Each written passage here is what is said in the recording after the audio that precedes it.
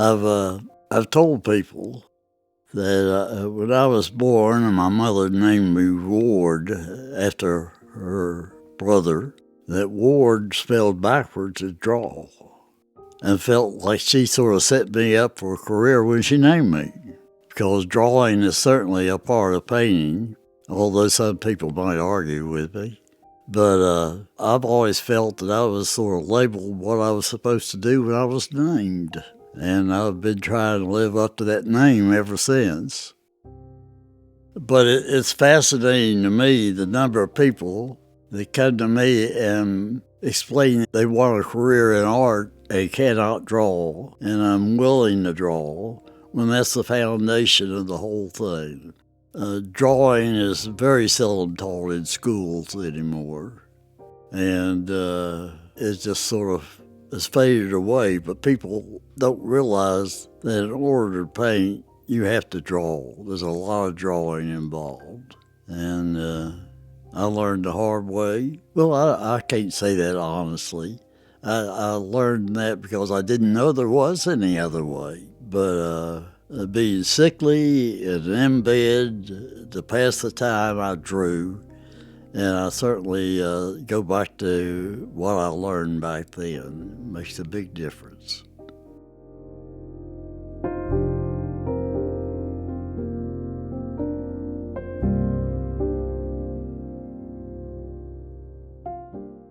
People say, "Where is this?" I say, "It's in my head." I'm not aware of it really. If I'm painting a landscape, I notice, just comparing one to another, my mountains are always different. I don't seem to keep one pattern in mind. That's one thing I enjoy so much about painting sky. The sky is one of your more difficult subjects, and most people have trouble with it. But I like the sky because of the freedom I have in painting the sky. You can make the clouds about any shape you want, almost any color you want. I just really thoroughly enjoy painting the sky, that I feel free and loose enough to do what I want to with it. And I think it's very expressive of so many things.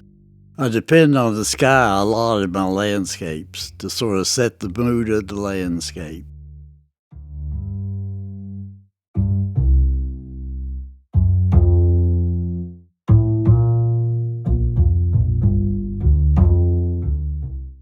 I try to avoid artificiality, that I want everything to look natural. And by subject matter, the natural look is a used look often.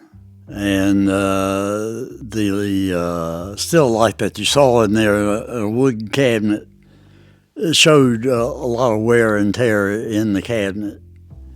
And I enjoy aging something with paint, that it shows its usefulness, that it shows it was wanted and needed. And I think when you paint something, that it should look like it belonged to somebody, a still life object. And I miss doing that if I paint a still life of a glass ball. There's no way you can show that it's been cared for, had a lot of attention, and fulfills a lot of need. So I always make everything look used. That wood that I use, it's all in my head, that I want to show that it's seen a little bit of life. And I carry that over. And I think it creates, if you could give an artificial object a personality or a characteristic that's unique, that's what I try to do.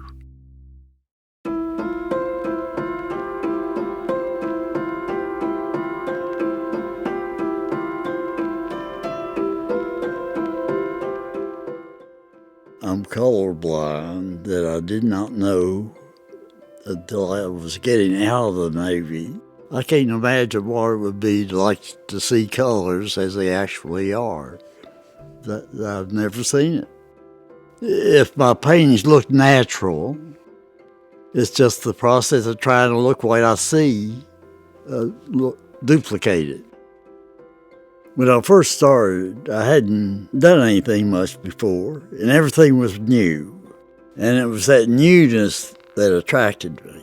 Now that I've painted about everything you possibly can, the newness has worn off, but I'm still fascinated by the differences I can make in how I do it. My subject matter treatment, there's so much variety still, but it's the difference between not having done it before and now having done it before.